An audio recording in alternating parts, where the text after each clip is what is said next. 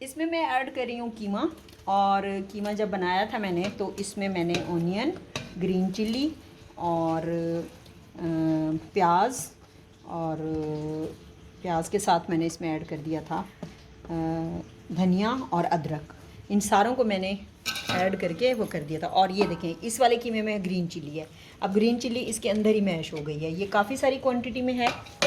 اس میں اب جائے گا 1 چمچ نمک،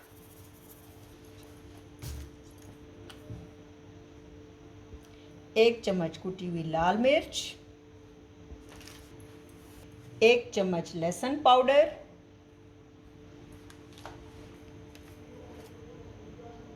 1 چمچ دھنیا پاؤڈر، 1 چمچ گرم مسالہ،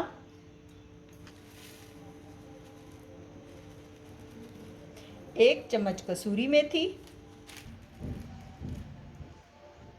1 چمچ ادرک پاؤڈر۔ ریڈی؟ بسم اللہ الرحمن الرحیم۔ اس سارے مسالے کو میں نے کر لینا ہے اچھے سے مکس۔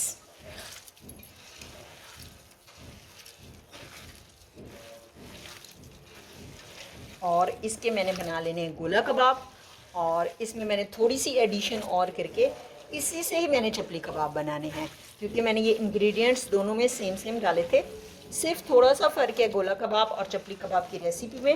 چپلی کباب میں ہم تھوڑا سا فیٹ ایڈ کرتے ہیں، اور چونکہ یہ گھر کے کباب ہیں تو اس لیے مجھے اس میں فیٹ ایڈ کرنے کی ضرورت نہیں ہے، تو جب میں چپلی کو تیار کرنے لگوں گی تو میں اس میں فیٹ بھی ایڈ کر دوں گی۔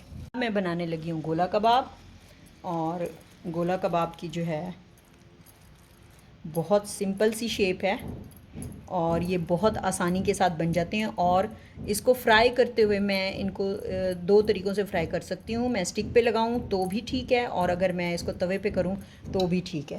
تو اس طریقے سے کر کے میں نے یہ گولا کباب تیار کرنے ہیں۔ اس میں نے ہلکا سا فیٹ ایڈ کیا 2 سے 3 چمچ، اور یہ میں نے بنائے ہیں چپلی کباب۔ چپلی کباب میں بھی ویسا ہی مسالہ ایڈ کرتے ہیں جیسے ہم نے کیا تھا گولا کباب میں، صرف تھوڑی سی ایڈیشن کا فرق تھا، اس میں فیٹ ایڈ کرتے ہیں۔ جب ہم یہ چپلی فرائی کرتے ہیں تو اس کا ٹیسٹ پھر بہت یونیک آتا ہے اور بہت الگ سا ہوتا ہے۔ اس کے بعد میں بنانے لگی ہوں شامی کباب، اور میں آپ کو دکھاتی ہوں کہ اس میں نے کیا کیا چیزیں ایڈ کی ہیں۔